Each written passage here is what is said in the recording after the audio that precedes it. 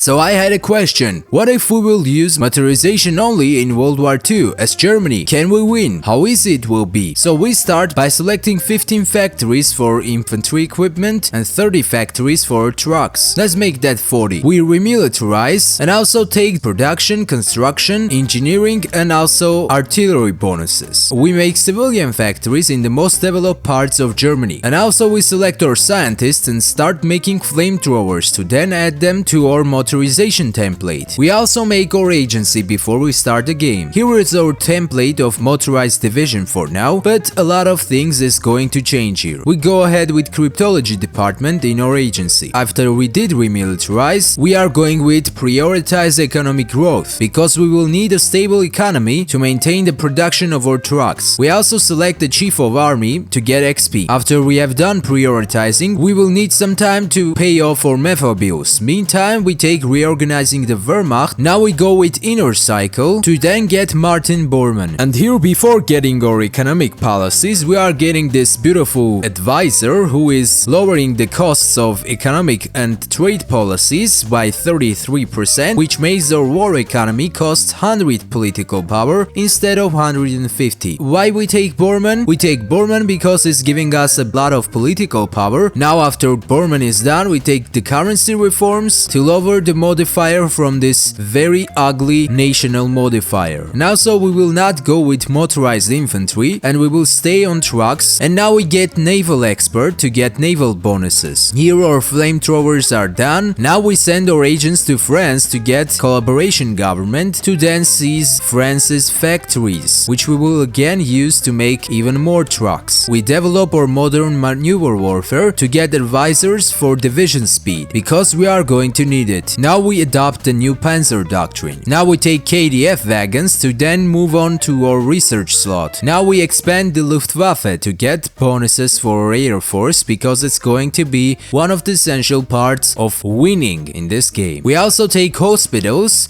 and then add them to our divisions because of the organization bonuses that they give us. Now that we have our medium tanks, we will make our flamethrower divisions and start producing them. It's December of 1937, we will start making our military factories. We start making our motorization divisions to Anschluss, Austria. And we also change our divisions that we have right now to motorization. We deploy them, which unlocks for us Anschluss that we are going to take now. As expected, we already make 100 trucks a day and also 16 flamethrowers a day. And here we got fate of Czechoslovakia, which is the first option, and we get Slovakia and Hungary with a lot of territories. And our deficit of trucks is basically gone. The only deficit now we have is deficit of oil, but we are going to fix it. For that, our plan is to get allies, completely capitulate them, and then focus on Soviet Union, because we just can't attack Soviet Union before securing the allied oil reserves. In December 9 of 1939, we take war with Poland, or Danzig War, I don't know how you like it. We select 14 divisions to the borders with France, and the rest we got 4 full armies of motorized divisions to destroy Poland. We select all of our best armored generals, Erwin Rommel, Manstein, Guderian, and as the field marshal we will select Rundstedt. We will at least try to get them combined arm experts. Now we take around the Maginot and we start our war. Our divisions are doing quite good job. We got Danzig in February 21 and we are moving towards Warsaw. At the start of March we get rid of Poland. Here we split up Poland with Soviet Union and start attacking Netherlands, which will last like 2 seconds. The second target is Belgium, which we attack right after taking Netherlands, so they won't put their divisions on the front lines, and we start rushing and pushing towards the French border. Now we have succeeded in breaking through the Belgium. We do get one division encircled, which was trying to get Paris, but in other hand we already capitulated Belgium and are moving towards French capital. We get Soviet-German trade agreement, which will add some resources to us, and after some days France has capitulated, which took close to 2 months, which is very close to the realistic timelines. We are going to attack Vichy France and also make our naval invasion in Newcastle, one in Newcastle and one in Hull. The reason why we attack Vichy France is that they get part of French fleet. When we attack them, they don't join allies, which is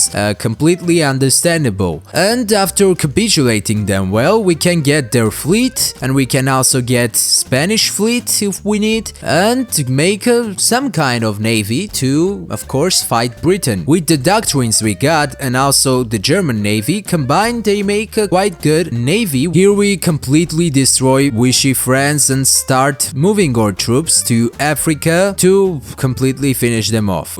We can bomb the English Channel. We add Italians to our war with Vichy France, and now we can completely humiliate them in Africa too, which we do, and they are done. Now we take all of their provinces and also all of their navy. Now we have 160 naval units, which is of course a lot more than we had at the start. Looks like it's still not enough, so we are going to attack Spain to get their navy because they will not join any factions, and also to get Gibraltar, so UK will not have any ways to move their fleet from the Mediterranean. We steamroll Spain very fast, like super fast. We just don't feel them, and now that they are gone and British Navy is locked up in Mediterranean, we are going to start preparing and getting some naval domination for naval invasion. Here we helped a little bit Italians in their job of finishing off the Suez Channel, and now we have secured complete domination. And here we go, our naval invasion has succeeded, and now our troops are landing in both tiles. We will try to get as much territories as possible in England before our main army will arrive. We play here a little bit with hands, and we also face a complete humiliation here, but something from above saves us from that happening, and our troops arrive. Because of our naval domination, we also have supplies here, which makes our job 1,000,000 times easier. We just steamroll UK, and after the fall of London, the Allies have capitulated. We add now 100 factories to our trucks and prepare for a war with Soviet Union. Our generals are more experienced than they were before, which is good, and we have also secured our resources, oil, rubber, and now we attack Soviet Union, and also Finland attacks them, and our invasion is doing quite normal, quite good actually, in the parts of Belarus, because I have never pushed Belarus